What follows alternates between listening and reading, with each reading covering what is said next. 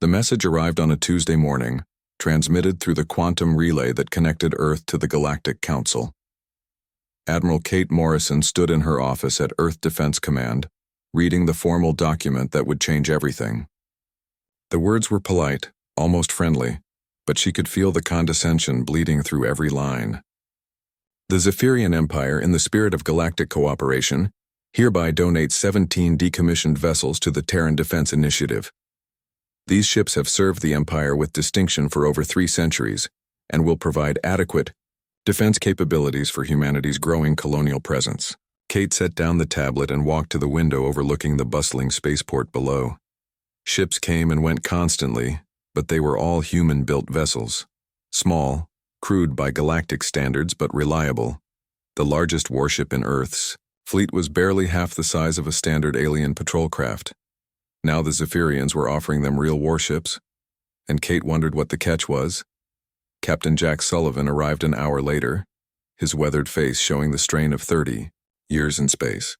He had been Earth's chief engineer since the early days of human expansion, back when they were still figuring out how to keep life support running on generation ships. Jack had seen every kind of mechanical failure possible and had learned to fix problems with whatever materials he could find. "You read the message?" Kate asked without turning from the window. "I did." Jack's voice carried a mixture of excitement and suspicion. 17 ships. That would triple our fleet size overnight. "If they're worth anything," Kate replied.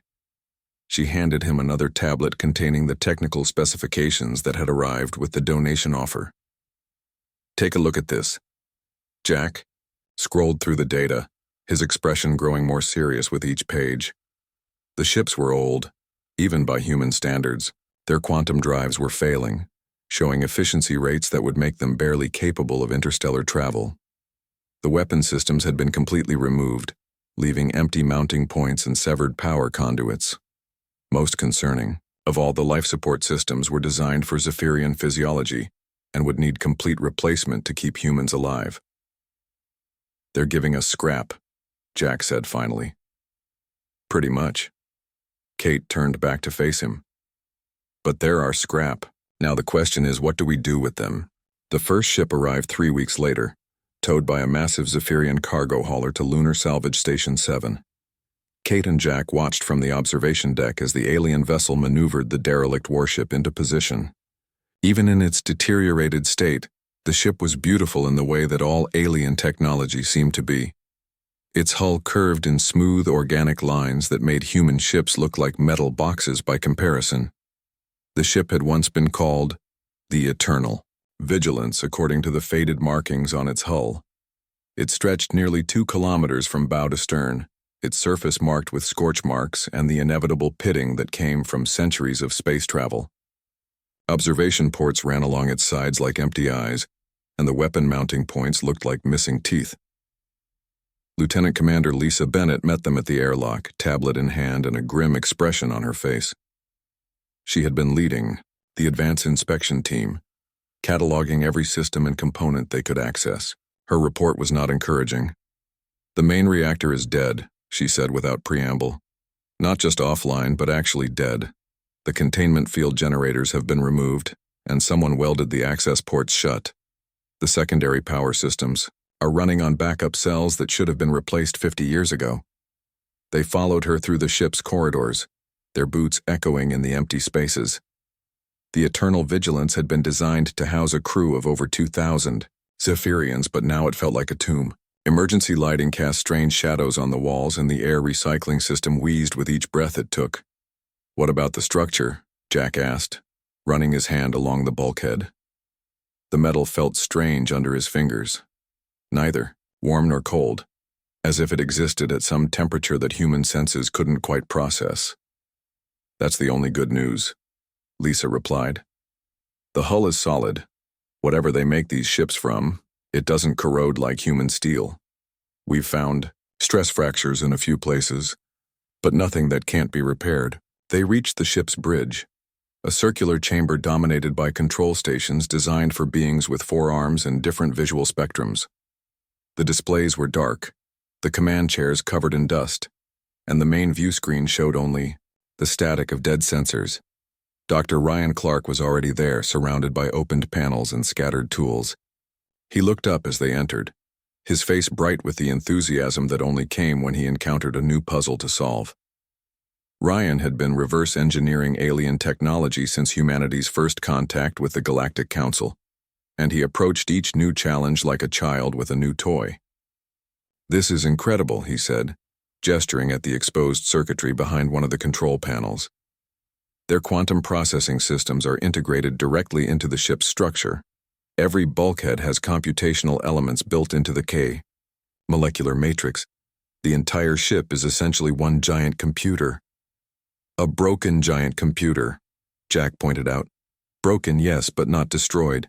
Look at this." Ryan pulled out a small device that hummed with energy when he held it near the wall. "The quantum substrate is still intact. All the pathways are there, just waiting for power and proper initialization sequences." Kate watched as her team explored the dead ship, each of them seeing different possibilities in the alien technology. Lisa saw problems to be solved.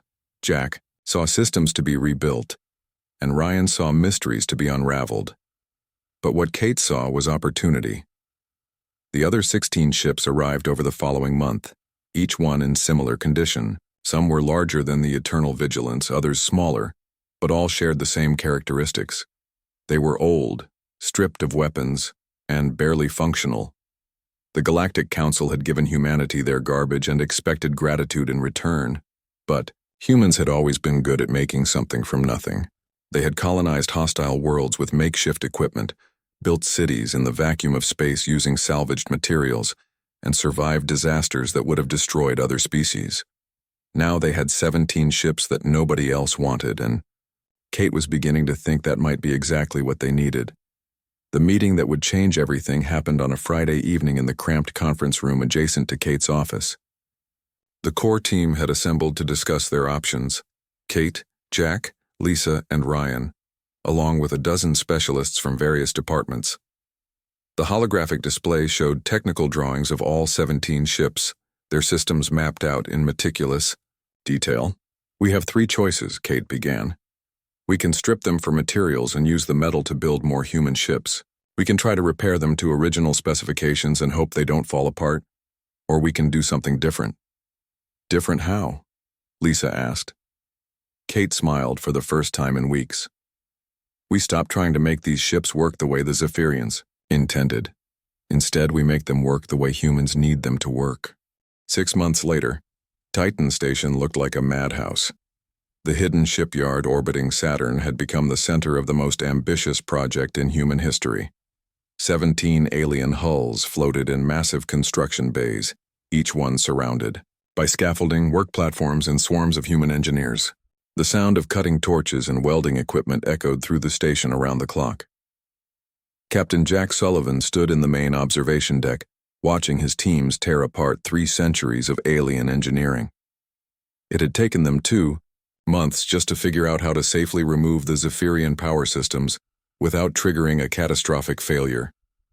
Another month to map every circuit, every conduit, every pathway that carried energy through the ships. Now they were rebuilding everything from scratch.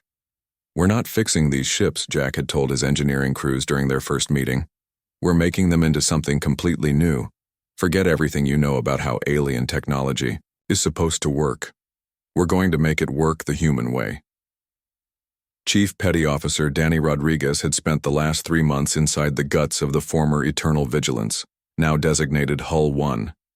Danny had been fixing broken things since he was old enough to hold a wrench, first in the slums of Detroit, then in the engine rooms of Earth's early colony ships. He understood that sometimes the best solution was not to repair something, but to replace it entirely. The Zephyrian power distribution system was elegant. Danny had to admit that. Energy flowed through crystalline conduits in smooth, efficient streams that powered every system on the ship. But elegant meant fragile, and fragile meant that one damaged conduit could shut down entire sections of the ship. Humans preferred redundancy over elegance. Danny's crew had ripped out miles of crystal conduits and replaced them with heavy copper cables. Where the aliens had used one primary pathway for power, the humans installed 17 different routes. If the main power line was severed, Energy could flow through backup systems, emergency conduits, or even the ship's structural supports if necessary. It was ugly, but it would keep working even after taking massive damage. "You sure this will work?" asked Lieutenant Pete Barnes, one of Danny's assistants. He was staring at a schematic that looked more like a spider web than an engineering diagram. "It has to work," Danny replied, tightening a connection with more force than any alien engineer would have deemed necessary. "When we get into a fight, and we will get into a fight, I want every system on this ship to keep running even if half the hull gets blown away." Down in Base 7, Commander Amy Foster was dealing with an even bigger challenge. The weapon systems on the alien ships had been completely removed, leaving empty spaces that were designed for energy weapons that humans had never been able to build. Amy's job was to fill those spaces with something that would actually destroy enemy ships. Amy had started her career as an artillery officer in the Earth Defense Force, back when humanity's most advanced weapon was a railgun that could fire a projectile at 12% of light speed. She had fought pirates in the asteroid belt, defended mining colonies from raiders, and learned that in space combat, the ship that hit first usually won. The problem was that alien ships used energy shields that could deflect most projectile weapons. Every species in the galaxy had moved beyond kinetic weapons centuries ago, viewing them as primitive and ineffective. Amy thought they were wrong. "Energy shields work by deflecting energy," she explained to her weapons team. "They create a field that absorbs or redirects energy-based attacks, but they're not designed to stop solid objects moving at high velocity." Her solution was brutal in its simplicity. Where the aliens had mounted graceful energy projectors, Amy installed massive railgun batteries. Each gun was capable of firing a depleted uranium projectile at 30% of light speed.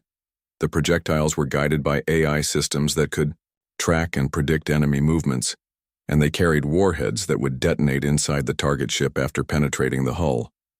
But Amy's real innovation was in the missile systems.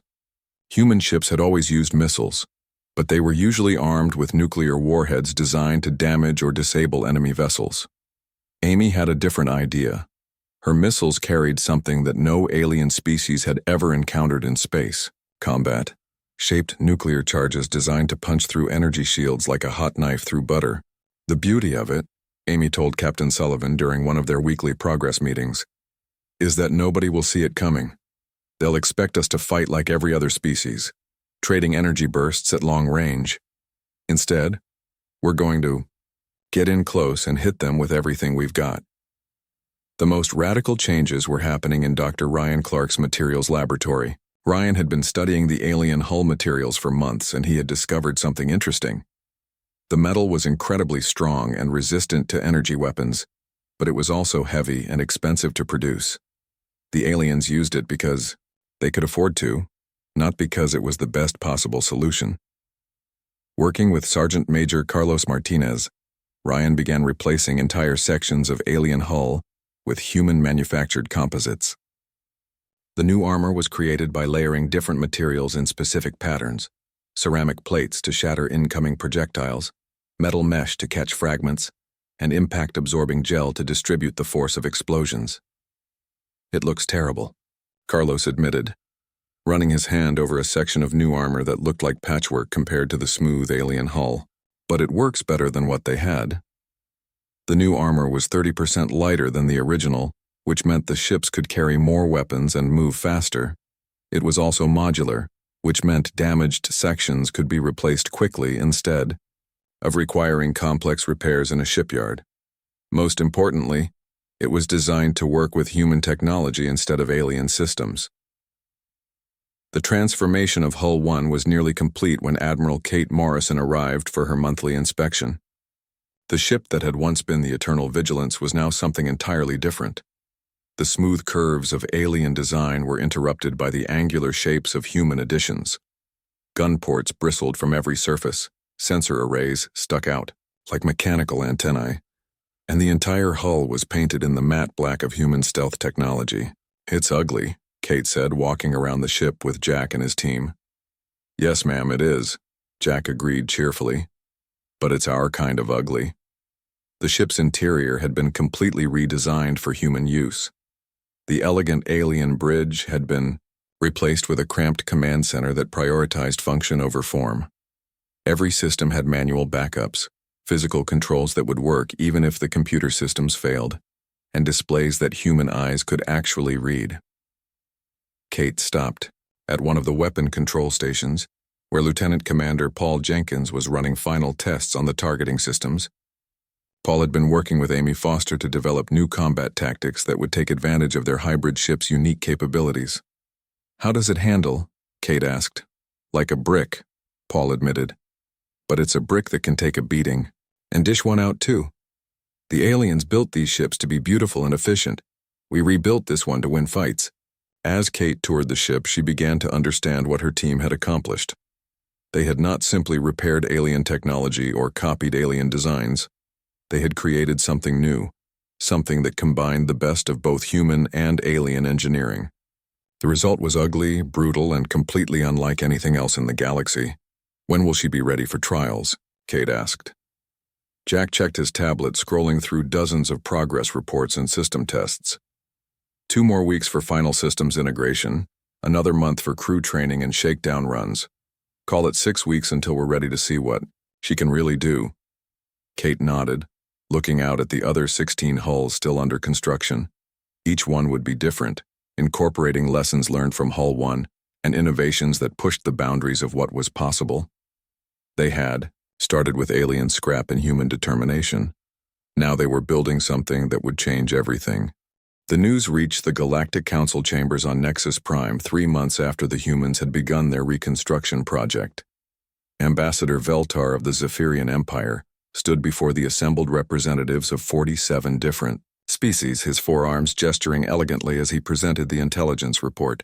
"Honored delegates," Veltar began, his voice carrying the musical quality that made Zephyrian speech so pleasant to hear.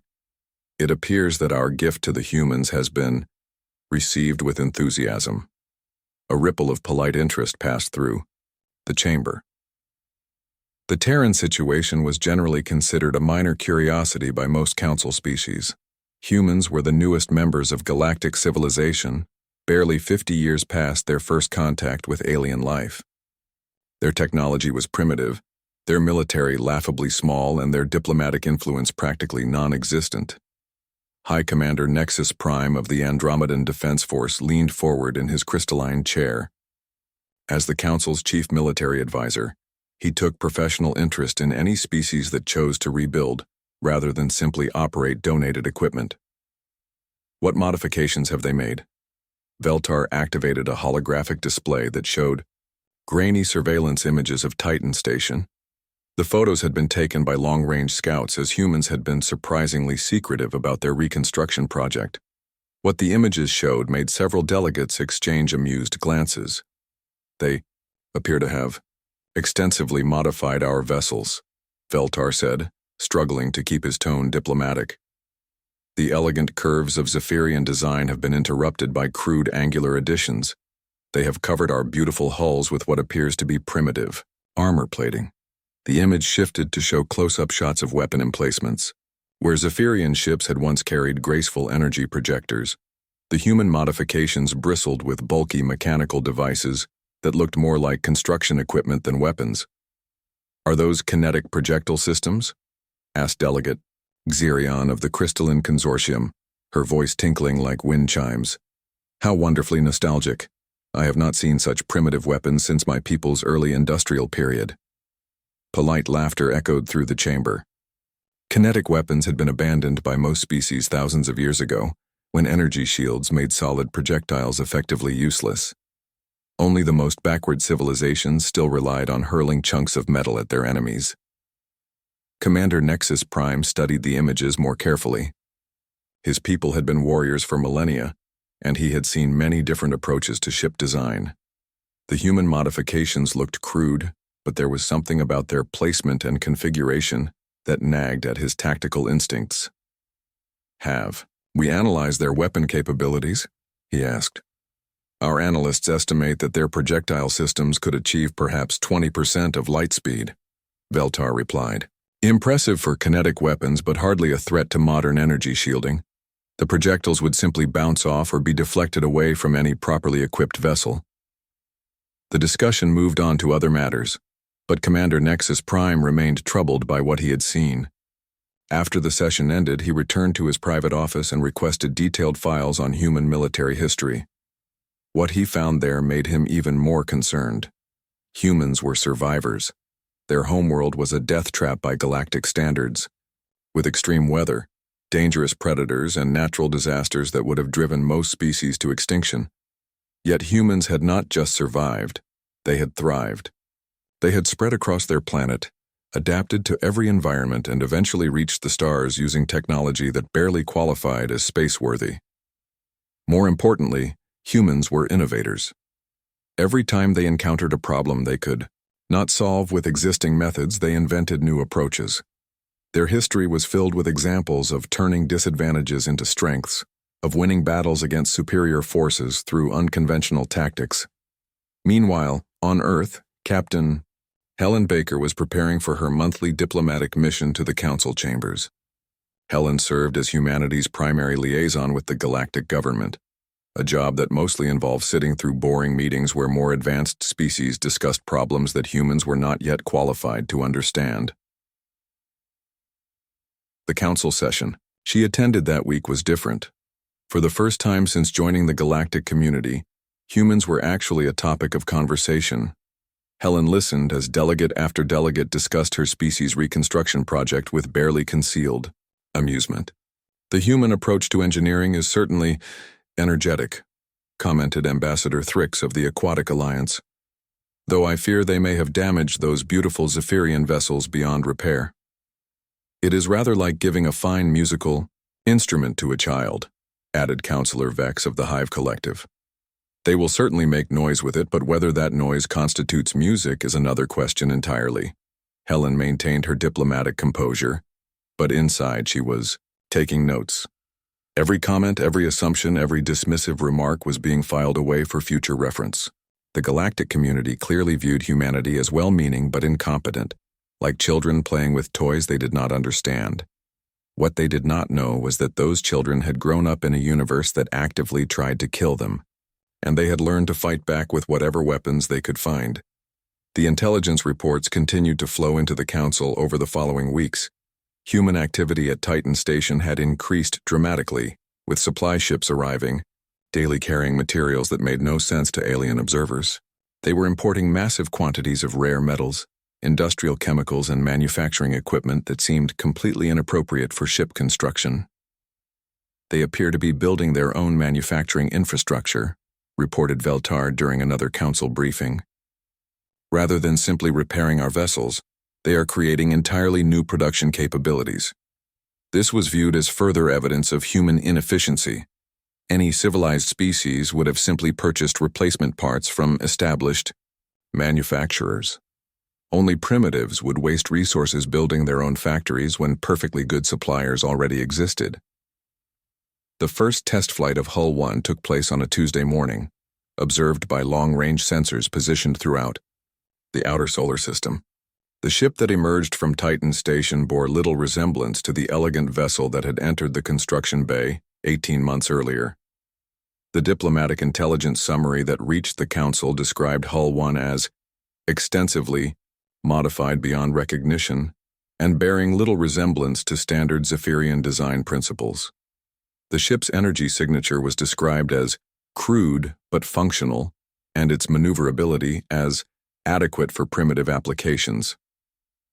What the intelligence reports failed to capture was the reaction of the human crew during that first flight. Captain Steve Thompson stood on the bridge of what they had decided to call the USS Defiance, watching his instruments as the ship responded to his commands. The vessel handled differently than any human or alien ship he had ever flown, but it handled well. "Engine performance is nominal," reported Chief Engineer Maria Santos. "All power systems are operating within acceptable parameters. Redundant backups are standing by. Weapons systems are online and ready," added Lieutenant Commander Paul Jenkins from the tactical station. "All targeting systems are functioning normally. Missile tubes are loaded and railguns are charged." "Very good," Captain Thompson replied. Let's take her through some basic maneuvers and see what she can do. For the next 6 hours, the USS Defiance performed a series of tests that pushed every system to its limits. The ship accelerated, decelerated, turned, rolled, and executed combat maneuvers that would have torn apart most vessels of its size. The hybrid human-alien design proved itself capable of performance that exceeded both species' individual capabilities. Throw. Final test was also the most important. Captain Thompson ordered his crew to simulate battle damage by shutting down primary systems and forcing the ship to operate on backups. In a standard alien vessel, losing primary power would mean losing most combat capability. The USS Defiance simply switched to its 17 different redundant systems and kept fighting. The test flight data was transmitted back to Earth, where Admiral Kate Morrison reviewed it with growing satisfaction. Her gamble had paid off. The human approach to engineering had transformed alien scrap into something genuinely formidable. But the real test would come when they encountered other ships in actual combat. For now, the galaxy continued to view humanity as harmless primitives playing with technology they barely understood. That misconception would not last much longer. In the council chambers, High Commander Nexus Prime filed his final report on human military capabilities. His conclusion was brief and professional. Human modifications to Zephyrian vessels appear crude but functional. Estimated threat level, minimal. Recommend continued observation, but no immediate action required. He signed the report and transmitted it to the council archives, unaware that he had just made the biggest tactical miscalculation of his career. The attack came without warning on a quiet Thursday morning. Captain Steve Thompson was reviewing maintenance reports in his ready room aboard the USS Defiance when the ship's alarms began screaming. He reached the bridge in less than 30 seconds, his crew already at their stations and pulling up sensor data. "What do we have?" Steve asked, settling into his command chair. 12 ships dropping out of hyperspace at the edge of the system, reported Lieutenant Sarah Walsh from the sensor station. Configuration matches Catherian war vessels. They're broadcasting on all frequencies. The Catherians were bad news. They had been kicked out of the Galactic Council 5 years ago for attacking peaceful colonies and enslaving entire populations. Most species avoided them completely, but apparently they had decided that humanity's isolated systems would make easy targets. "Put them on screen," Steve ordered. The main display flickered to life, showing the bridge of the lead Catherian vessel. Admiral Thexvor filled the screen. His reptilian features twisted into what passed for a smile among his people. Behind him, Steve could see crew members preparing weapons and plotting attack vectors. "Primitive humans," Thexvor said, his voice carrying the arrogant tone that Catherians used when addressing species they considered inferior. "I am Admiral Thexvor of the Catherian Liberation Fleet. You will surrender all human colonies in this system immediately, or we will take them by force." Steve kept his expression calm, though inside he was calculating distances and weapon ranges. The Catherian fleet was spread out in a standard attack formation, designed to overwhelm a single defender through concentrated fire. They clearly expected the lone human ship to either run away or surrender without a fight. "This is Captain Thompson of the USS Defiance," Steve replied. "You are in violation of Galactic Council space. Leave immediately or we will be forced to defend ourselves." Thexvor's laugh was like the sound of grinding metal. "You? Defend yourselves? Human, your pathetic ship is outnumbered 12-1. Your primitive weapons cannot penetrate our shields and your crude armor will not protect you from our energy cannons. Surrender now and we may allow some of your people to live as slaves." "I'll give you one more chance to leave," Steve said, quietly.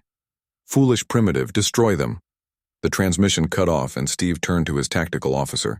Lieutenant Commander Paul Jenkins had been waiting for this moment for months, running combat simulations and perfecting attack patterns designed specifically for their hybrid ship. "Paul, what's our tactical situation?" 12 Catherian heavy cruisers, arranged in a standard pincer formation, Paul replied, his fingers dancing across his control panel. "They're charging energy weapons and closing to optimal firing range. Estimated time to weapons range, 4 minutes. Good. That gives us time to get closer." Steve pressed his ship-wide communications button. All hands, this is the captain. We are about to engage 12 enemy vessels in combat. This is what we trained for. Show them what humans can do when someone tries to take what's ours. The USS Defiance accelerated toward the Catherian fleet at a speed that should have been impossible for a ship of its size. The alien hull design allowed for efficient movement through space, while the human modifications provided the raw power needed to push those limits. They're opening fire, Paul reported. The first energy beams reached the Defiance and struck its hull with the force of small suns. The Catherians expected to see the human ship's shields collapse and its armor melt under the concentrated assault. Instead, the beams scattered across the composite armor plating like water hitting a rock. Dr. Ryan Clark's armor design had been specifically created to disperse energy weapons. Instead of trying to absorb or deflect the energy, the armor spread it across the entire hull surface, turning deadly focused beams into harmless light shows. Minimal damage to outer hull, reported Chief Engineer Maria Santos. All systems operating normally. Admiral Thexfor watched from his flagship as his fleet's opening barrage accomplished nothing. Human ships were not supposed to be able to withstand concentrated Catherian firepower. Something was very wrong. Increase power to weapons, he ordered. Target their engines and life support systems. The second barrage was twice as powerful as the first, but the result was the same. The human ship continued its advance, apparently unaffected by weapons that should have reduced it to glowing debris. "Sir," called Paul from his tactical station, "we're in range." Fire. The USS Defiance unleashed its first salvo, and suddenly, the Catherians understood that they had made a terrible mistake. Instead of energy weapons that could be deflected by shields, the human ship fired solid projectiles moving at 30% of light speed. The Catherian shields designed to stop energy were useless against kinetic weapons. The first railgun round punched through the shields of the nearest Catherian cruiser like they did not exist, tore through the hull from bow to stern, and emerged from the other side in a shower of debris. The ship exploded 3 seconds later when the projectile's passage ruptured its main reactor. "Target destroyed," Paul reported with satisfaction. 11 remaining. Admiral Thexfor screamed orders at his fleet, demanding that they close to point-blank range where human kinetic weapons would be less effective. It was exactly what Captain Thompson had been hoping for. "Launch missiles," Steve ordered. The USS Defiance had 16 missile tubes, each loaded with a weapon that no alien species had ever encountered in space combat. Commander Amy Foster's nuclear-shaped charges were designed to do one thing: punch holes in energy shields and deliver their payload directly to the target's hull. 16 missiles streaked toward the Catherian fleet, their AI guidance systems, tracking and predicting enemy movements. The Catherians tried to shoot them down with defensive energy beams, but the missiles were too small and too fast. When they reached their targets, each one detonated with the force of a small star, focused into a beam of destruction that carved through shields and armor like they were made of paper. 5 more Catherian ships died in the space of 10 seconds. 6 remaining, Paul announced. "They're trying to retreat." "Don't let them," Steve replied grimly. "If any of them escape, they'll report back to their fleet command. Next time they'll come prepared for kinetic weapons." The battle became a chase as the surviving Catherian ships tried to reach the edge of the system, where they could jump to hyperspace. The USS Defiance pursued them relentlessly, its hybrid design allowing it to match their speed while continuing to fire. The last Catherian ship died 47 minutes after the battle began, its hull torn apart by railgun fire and its crew scattered into the vacuum of space. Captain Thompson stood on his bridge looking at the debris field that had once been 12 state-of-the-art warships. "Any survivors?" he asked. "Negative," reported Lieutenant Walsh. "No life signs detected." In the wreckage, Steve nodded grimly. He took no pleasure in the destruction. But the Catherians had chosen their fate when they decided to threaten human colonies. More importantly, they had just provided the first real test of human space combat doctrine. "Send a message to Earth." "Defense Command," Steve ordered. "Battle report follows. Engage 12 Catherian heavy cruisers at 8:47 hours. All enemy vessels destroyed. USS Defiance sustained minimal damage and is fully operational. Human space combat doctrine has been validated. We are ready for whatever comes next." The message would reach Earth in 6 hours, and Admiral Kate Morrison would read it with a mixture of pride and concern. Pride, because her people had proven that human ingenuity could overcome superior numbers and advanced technology. Concern, because word of this battle would spread throughout the galaxy, and humanity would no longer have the advantage of being underestimated. On the bridge of the USS Defiance, Lieutenant Commander Paul Jenkins was already analyzing the battle, data and planning improvements for future engagements. The hybrid ship had performed perfectly, but there was always room for optimization. "How did we do?" Captain Thompson asked. "Better than expected," Paul replied. The kinetic weapons were completely effective against energy shields. The missile systems exceeded all performance projections, and the armor took multiple direct hits without any significant damage. Steve smiled for the first time since the battle began. They had started with alien scrap that nobody wanted, and they had turned it into the most effective warship in the galaxy. Now they just had to be ready for the consequences of their success. The news of the battle spread through the galaxy faster than a hyperspace message. Within 24 hours, every major species in the Galactic Council knew that 12 Catharian warships had been destroyed by a single human vessel. The initial reaction was disbelief, followed quickly by demands for detailed battle records. Admiral Kate Morrison stood in the war room at Earth Defense Command, surrounded by holographic displays showing ship movements, weapon trajectories, and damage assessments from the engagement. The data was clear and undeniable. The USS Defiance had not just won, it had dominated a force that should have destroyed it with ease. "Ma'am," said Colonel Mike Phillips, her intelligence chief, "we're receiving communication requests from 17 different species. The Andromedans want to discuss defensive treaties. The Crystalline Consortium is asking about purchasing our weapon technology. Even the Zephyrians are requesting a diplomatic meeting." Kate smiled grimly. 6 months ago, those same species had been politely ignoring humanity, while discussing matters too important for primitive minds to understand. Now they wanted to talk.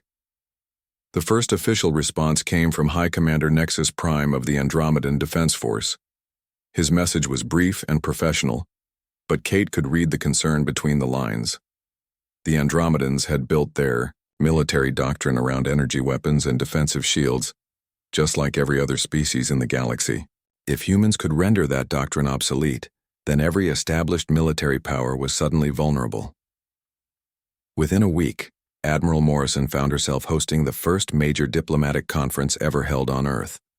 Representatives from 43 species arrived in the Sol system, their ships forming a glittering parade of alien technology in orbit around the planet. For the first time in human history, they were the ones with something that everyone else wanted. Ambassador Veltar of the Zephyrian Empire was among the first to request a private meeting. He sat across from Kate in her office, his 4 arms, gesturing gracefully as he spoke. But his usual arrogance had been replaced by something that looked suspiciously like respect. "Admiral Morrison," he began, "my government wishes to express our admiration for your military achievement. The destruction of an entire Catharian battle group by a single vessel is unprecedented." "Thank you," Kate replied neutrally.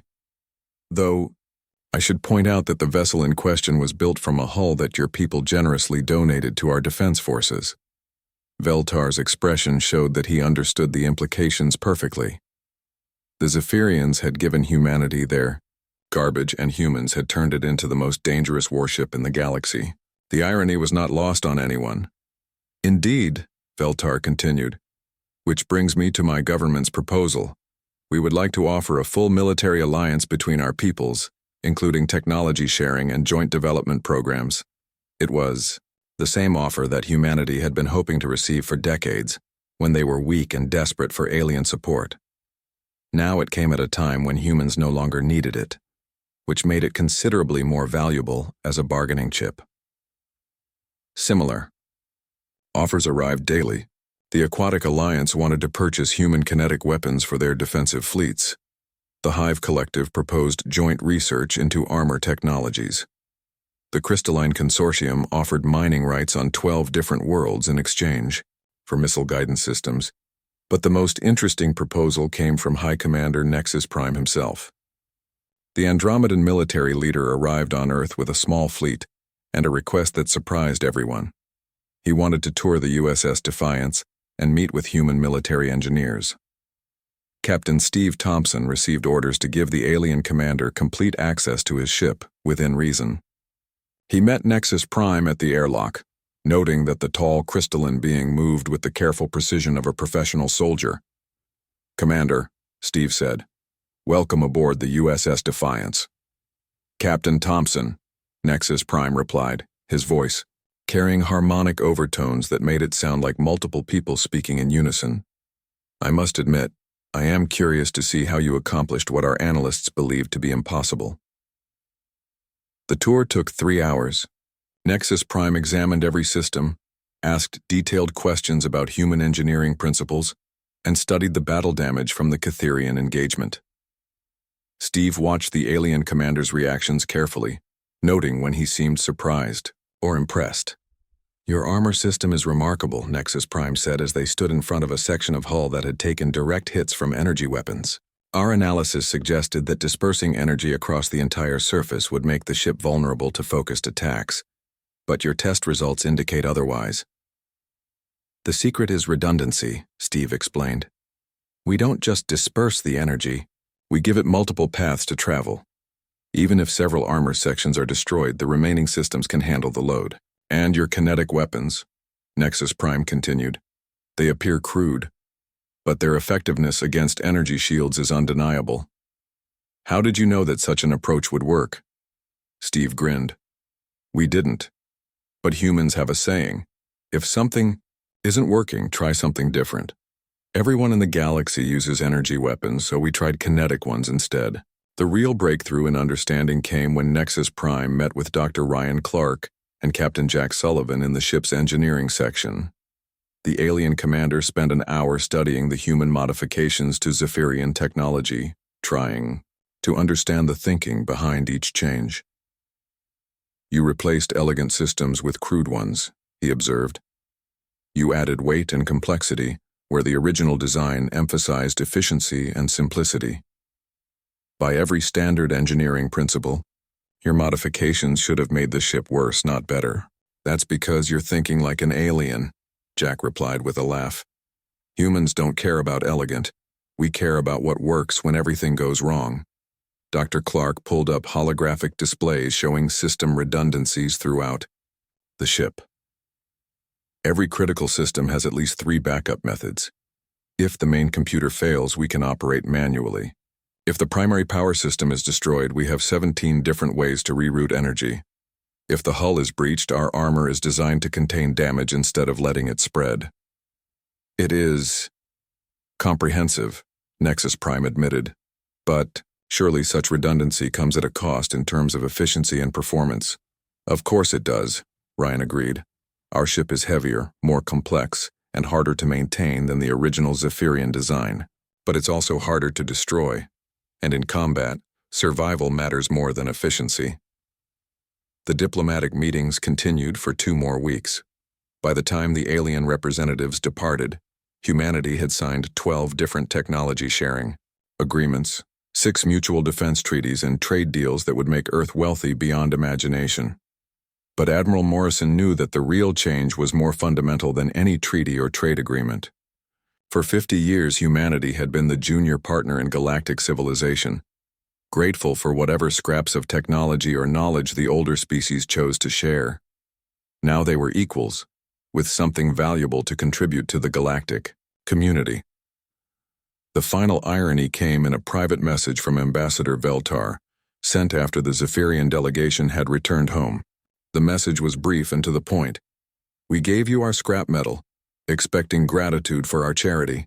Instead, you have shown us that sometimes the most valuable gifts are the ones that force the recipient to become stronger.